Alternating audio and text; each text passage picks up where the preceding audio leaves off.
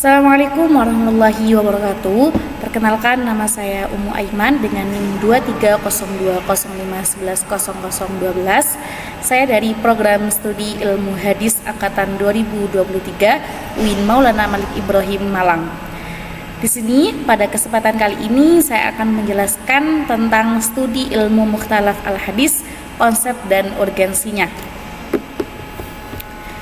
Latar belakang, hadis merupakan sumber hukum syariat kedua setelah Al-Quran. Sejak masa Rasul, hadis sudah mendapatkan perhatian besar baik dari kalangan sahabat, tabi'in, ataupun tabi'at tabi'in. Hadis terus diamalkan dan diaktualisasikan dalam kehidupan sehari-hari. Tak heran bila hadis banyak mengalami perubahan. Dalam perjalanan periwayatan dan pemahaman hadis terdapat sejumlah periwayat yang secara lahiriah tampak bertentangan satu sama lain. Pertentangan ini dapat menimbulkan kebingungan dalam memahami pesan Rasulullah apabila tidak disikapi dengan metode ilmiah yang tepat. Jadi, di dalam sebuah hadis atau beberapa hadis itu terdapat perjalanan periwayatan yang tidaklah mudah. Jadi karena hadis ini diterima dari mulut ke mulut yang satu, maka periwayatan dan pandangan satu hadis ke satu yang lain, satu hadis dengan satu hadis yang lainnya itu berbeda. Jadi misalkan ada Rasulullah bersabda tentang sebuah hadis. Nah, di sana tidak hanya ada satu orang saja yang mendengarkan hadis tersebut, tapi ada beberapa sekelompok orang yang mendengarkan hadis tersebut, dan otomatis pemahaman yang diambil atau yang didapatkan setelah mereka mendengarkan sabda Nabi itulah pastinya berbeda. Dalam artian perbedaan ini bukanlah perbedaan yang mencolok, hanya saja secara lahiriah saja tampak bertentangan satu sama lain, padahal tidak. Begitu. Kemudian dalam tradisi ilmu hadis muncullah beberapa cabang ilmu, diantaranya adalah ilmu mukhtalaf al-hadis. Ilmu ini bertujuan untuk mengkaji hadis-hadis yang tampak bertentangan atau ta'arud, kemudian berusaha untuk mengkompromikan, mentarjih ataupun menghapus hukumnya. Jadi di antara cabang-cabang ilmu hadis lainnya ada satu ilmu, yaitu ilmu mukhtalaf hadis, yang khusus membahas mengenai hadis-hadis yang bertentangan secara lahiriah saja. Perlu dicatat bahwa hadis yang bertentangan ini hanya dalam tampak dohirnya saja, bukan pada hakikatnya. Begitu. Kemudian ilmu mukhtalaf al-hadis sangat penting untuk dipelajari karena mengingat banyaknya perbedaan pandangan ulama fikih berakar pada perbedaan dalam memahami hadis-hadis yang terkesan bertentangan. Jadi ada beberapa perbedaan pendapat dari ulama fikih dan ulama hadis. Oleh karena itu, ilmu mukhtalaf hadis hadir untuk mengkompromikan atau menjadi satukan pendapat ilmu hadis dengan ilmu fikih. Begitu. Bagi orang awam, menemukan hadis yang saling bertentangan baik dengan hadis ilmu pengetahuan ataupun Al-Quran itu sangat memicu perbedaan pendapat, bahkan sampai tidak percaya pada hadis. Oleh karena itu ilmu ini dianggap sangat penting untuk kita pelajari. Jadi bagi orang awam, adanya satu hadis dengan satu yang lainnya yang tampak bertentangan itu sudah menimbulkan kontradiksi yang sangat parah, dan sampai orang awam itu tidak bisa mempercaya hadis karena adanya perbedaan tersebut. Padahal di balik itu semua ada solusi yang bisa kita gunakan, yang bisa kita pelajari guna untuk mengkompromikan antara satu hadis dengan hadis yang lainnya, sehingga akan seperti mendapatkan jawaban yang sesuai. Begitu. Dua poin penting yang ada di dalam penjelasan ini, yang pertama adalah definisi, tujuan, urgensi ilmu mukhtalaf al-hadis. Kemudian yang kedua adalah distingsi dan sebab adanya ilmu mukhtalaf al-hadis. Definisi epistemologi. ilmu mukhtalaf al-hadis berasal dari dua suku kata, yakni ikhtalafa yakhtalifu, yang berarti perbedaan atau pertentangan.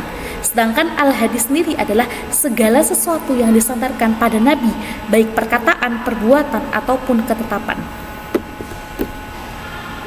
Sehingga secara bahasa dapat diartikan bahwa ilmu mukhtalaf al-hadis adalah ilmu yang membahas tentang hadis-hadis Nabi yang tampak bertentangan antara satu dengan yang lainnya. Jadi bila cabang ilmu hadis yang lainnya itu membahas tentang riwayatan, sanad ataupun matan, tapi kalau ilmu mukhtalaf hadis itu membahas tentang ta'arud atau perbedaan yang ada antara satu hadis dengan hadis yang lainnya. Kemudian definisi terminologi. Al-Hatib Al-Baghdadi mendefinisikan bahwa ilmu mukhtalaf al-hadis adalah ilmu yang membahas hadis-hadis yang lahiriahnya tampak saling bertentangan, kemudian solusinya dengan mengkompromikan atau al-jam'u, kemudian menguatkan atau at-tarjih atau menasakh salah satunya, yakni an-naskhu. As-Suyuti menjelaskan bahwa ilmu mukhtalaf hadis adalah ilmu yang membahas hadis-hadis yang tampak kontradiktif dengan tujuan mengkompromikan di antara keduanya atau menjelaskan sisi tarjihnya jika tidak mungkin untuk dikompromikan. Jadi, ilmu mukhtalaf al-hadis secara terminologi adalah cabang ilmu yang berfungsi menjelaskan ta'arud hadis baik dengan cara mengkompromikan atau al-jam'u, penghapusan hukum, atau an-naskhu atau mengunggulkan, yakni at-tarjih. Perlu diketahui bahwa ilmu mukhtalaf al-hadis hadir untuk menegaskan bahwa perbedaan yang ada hanya dohirnya saja, bukan pada hakikatnya. Oleh karena itu, dengan adanya ilmu ini menunjukkan bahwa Islam adalah agama yang harmonis, juga memberikan pemahaman bagi pengkaji hadis bila menemukan hadis secara lahiriah tanpa adanya kontradiksi. Jadi, ilmu ini itu membahas tentang ta'arud atau perbedaan atau pertentangan yang ada di antara hadis-hadis tersebut. Lah, perlu diketahui hadis yang dibahas dalam ilmu ini itu adalah hadis yang sama-sama makbul atau sama-sama sahih. Tidak bisa antara hadis sahih dengan hadis dhaif. Itu tidak boleh. Tidak bisa emang gitu. Jadi harus sama-sama makbul. Kemudian tujuannya juga, ilmu ini juga membantu para fuqaha atau ahli fikih dalam menetapkan hukum syariat yang akurat dengan menyelesaikan hadis yang kontradiktif sehingga menghasilkan hukum yang lebih kokoh dan terhindar dari kesalahpahaman. Jadi seperti yang saya ucapkan di awal, bahwasanya terdapat perbedaan pendapat antara ulama fikih dengan ulama hadis gitu. Jadi karena adanya perbedaan tersebut, perlulah adanya ilmu yang bisa mengkompromikan antara dua pendapat yang saling bertentangan. Kemudian tujuannya lagi adalah ilmu mukhtalaf hadis hadir untuk menjaga otoritas hadis sebagai sumber hukum Islam dan menghindari kesalahpahaman terhadap sunnah Nabi. Ketika ilmu mukhtalaf hadis sudah hadir untuk memberikan solusi, disitulah ilmu mukhtalaf hadis hadir untuk menjaga otoritas hadis sebagai sumber hukum Islam dan menghindari kesalahpahaman terhadap sunnah Nabi. Kemudian, ilmu mukhtalaf hadis juga menjadi alat tarjih bagi para mujtahid dalam menetapkan hukum syariat, dalam memilih hadis yang lebih kuat dan sesuai dengan maqasidus syariah. Jadi ilmu mukhtalaf hadis ini membantu para mujtahid, membantu para fuqaha dalam menetapkan hukum syariat. Yang ini supaya bisa lebih selektif dalam memilih hadis. Distingsi ilmu hadis lainnya distingsi ilmu mukhtalaf hadis dengan cabang ilmu hadis lainnya sekilas sama dengan cabang ilmu lainnya. Bila cabang ilmu lainnya membahas tentang sanad, matan, periwayatan, kualitas dan kuantitas hadis, maka ilmu ini sama-sama membahas hadis yang makbul dan secara dohirnya terdapat perbedaan atau pertentangan. Seperti yang saya ucapkan di awal, bahwasanya ilmu mukhtalaf hadis hanya membahas hadis-hadis yang bisa diterima, yang makbul, yang sahih. Tidak bisa antara satu hadis diberikan atau dita'arudkan dengan hadis yang dhaif, itu tidak bisa. Otomatis hadis yang dhaif ini pasti kalah gitu. Yang diambil itu hadis yang sahih. Jadi ilmu mukhtalaf hadis itu hanya membahas hadis yang sama-sama makbul, yang sama-sama sahih. Tidak boleh yang satu hasan, tidak boleh yang satu sahih, tidak boleh berat sebelah. Jadi harus sama-sama makbul gitu. Jadi kemudian ilmu ilal hadis, perbedaan ilmu ilal hadis dengan ilmu mukhtalaf hadis. Bila ilmu ilal hadis membahas mengenai ilat hadis yang tersembunyi, maka mukhtalaf hadis hanya membahas hadis-hadis yang terdapat pertentangan, sedangkan hadis-hadis tersebut sudah makbul atau diterima. Jadi kalau ilmu ilal itu sudah membahas ilat yang ada dalam hadis tersebut, yang otomatis kalau sudah hadis itu ada ilatnya, pasti kualitas hadis, standarisasi hadis itu bakalan menurun, bisa jadi hasan ataupun dhaif. Kemudian dengan ilmu nasakh, ilmu nasakh hanya membahas tentang hadis-hadis yang sudah dihapus oleh hadis setelahnya. Namun dalam ilmu mukhtalaf hadis ini masih berusaha untuk mengkompromikan hadis-hadis yang bertentangan terlebih dahulu sebelum sampai pada kesimpulan adanya nasakh. Jadi sebelum adanya nasakh atau penghapusan hukum, ilmu mukhtalaf hadis itu hadir untuk berusaha untuk mengkompromikan hadis-hadis yang bertentangan tersebut. Gitu. Jadi sebelum ada nasakh dulu, ilmu mukhtalaf hadis hadir untuk mengkompromikan hadis-hadis yang bertentangan terlebih dahulu sebelum sampai pada hasil akhirnya ini pada nasakh atau penghapusan hukum. Ada 3 metode yang dipakai dalam ilmu mukhtalaf al-hadis. Di antaranya yang pertama al-jam'u, yakni mengumpulkan atau mengkompromikan hadis agar ditemukan titik temunya dan bisa diterima bersama. Jadi hadis yang digunakan atau ilmu mukhtalaf hadis yang menggunakan metode al-jam'u itu adalah sama-sama mengumpulkan. Supaya apa? Supaya bisa ditemukan titik terang di antara 2 hadis yang saling bertentangan ini, gitu. Jadi tidak ada yang nasakh atau tidak ada yang tarjih, tapi hanya mengkompromikan, seperti mencari solusi bagaimana hadis itu kok bisa diterima. Kemudian yang kedua adalah at-tarjih.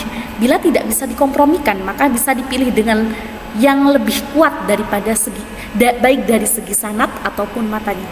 Jadi bila ada 2 hadis yang sama-sama ta'arud, kemudian 2 hadis ini sudah tidak bisa dikompromikan, tidak bisa dijadikan satu, tidak bisa ditemukan titik temunya, maka cara yang kedua adalah dengan at-tarjih atau mengunggulkan salah satunya. Nah, ini bisa dilihat dari segi periwayatan, baik itu dari segi sanad maupun matanya. Kemudian yang ketiga adalah an-naskhu. Bila terjadi pertentangan dari kronologisnya yang jelas. Jadi an-naskhu ini adalah solusi yang paling akhir ketika metode al-jam'u dan metode at-tarjih itu sudah tidak bisa digunakan, maka yang terakhir adalah an-naskhu, yaitu penghapusan hukum. Jadi bila ada hadis yang datang pertama, kemudian ada hadis yang datang setelahnya, dan kedua hadis ini sama-sama bertentangan, maka hadis yang pertama datang itu akan dinasah atau dihapus hukumnya oleh hadis yang setelahnya datang. Ini hadis yang kedua, begitu. Ada beberapa hal yang memicu literatur hadis tanpa adanya pertentangan, di antaranya yang pertama perbedaan konteks situasi Nabi. Di situ mungkin adanya situasi Nabi itu dalam keadaan darurat. Oleh karena itu Nabi mengatakan sabdanya seperti ini. Namun di kemudian hari, di beberapa kondisi yang lain, konteks Nabi sudah tidak sama dengan kondisi yang pertama. Oleh karena itu hadis ini tanpa adanya pertentangan atau tanpa ada perbedaan. Kemudian yang kedua adalah variasi redaksi dalam periwayatan. Dalam periwayatan hadis, banyak para sahabat yang meriwayatkan hadis. Satu hadis bisa diriwayatkan oleh beberapa sahabat. Nah, dari situlah pemahaman atau redaksi matan dari beberapa sahabat itu pastinya tidak sama, pastinya berbeda-beda.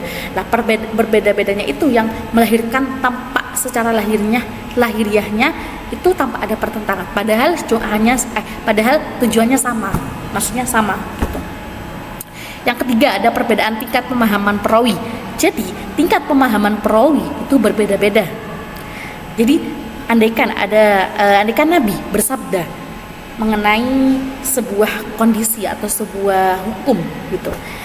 Lah kemudian para sahabat yang mendengarkan itu berbeda pemahamannya. Jadi otomatis cara penyampaian sahabat itu sesuai dengan pemahaman para sahabat sendiri, para periwayat sendiri.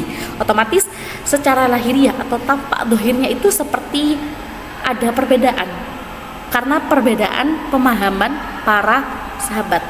Tapi aslinya pada dasarnya sama saja gitu, hanya lahiriahnya saja, dohirnya saja yang berbeda begitu. Kemudian yang keempat, perbedaan kondisi sejarah dan hukum.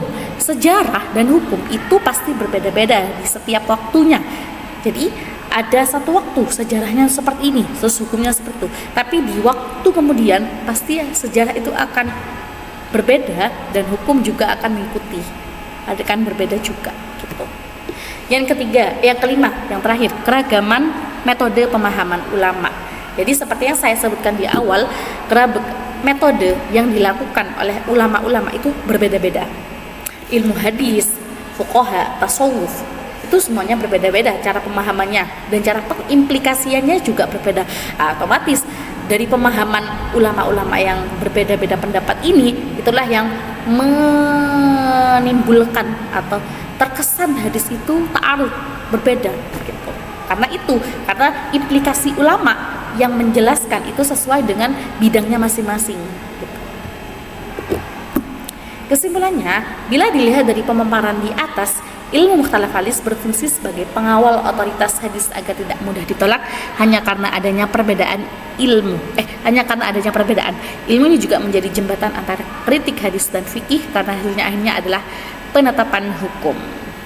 Jadi seperti yang saya sebutkan, ilmu mukhtalaf hadis ini menjadi solusi, menjadi saran ya, kayak solusi bagi para ulama untuk mengkompromikan hadis, yang mana hasil akhirnya nanti akan menjadi penetapan hukum bagi ahli fikih maupun ahli hadis gitu. Lah, contoh yang paling mudah ya seperti ini.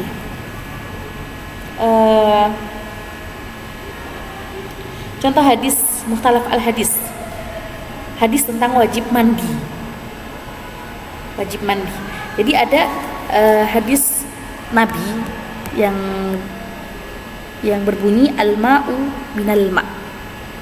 Jadi maksudnya al-ma'u minal ma' itu adalah maksudnya ketika seseorang itu mengeluarkan air, maksudnya mengeluarkan air mani, maka dia wajib untuk mandi besar, ya, mandi wajib. Ada perbedaan pendapat di antara ulama yang menjelaskan tentang al-ma'u minal ma'.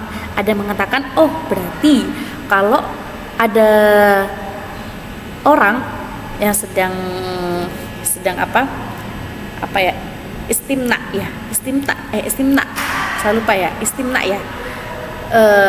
dengan tangan atau dengan barang apapun, bila tidak mengeluarkan mani berarti tidak wajib mandi dong.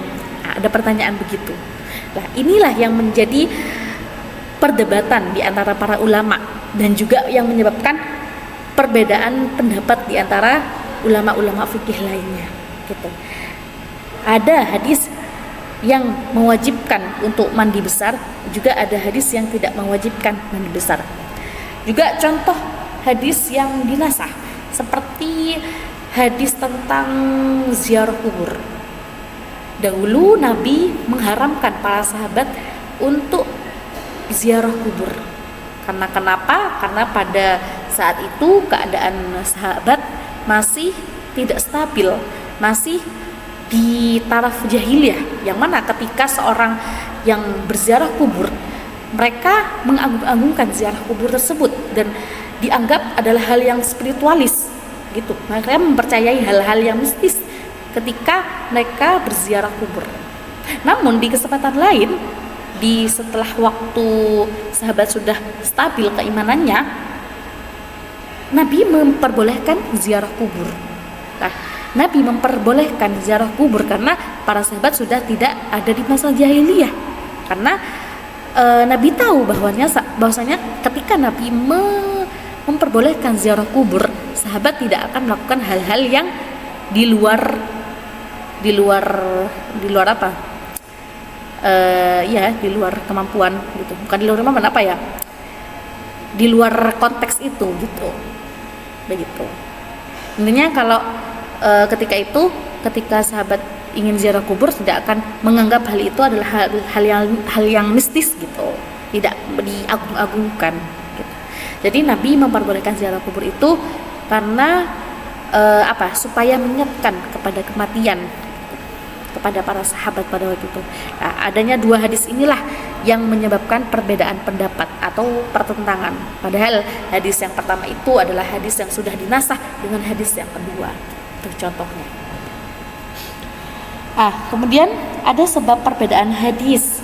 Di antaranya ada riwayat bil makna, perbedaan riwayat bil makna, terus perbedaan penanya atau audiens, kemudian ketiga perbedaan deskripsi hukum syar'i, dan keempat adalah perbedaan waktu datangnya hadis atau dinasah itu.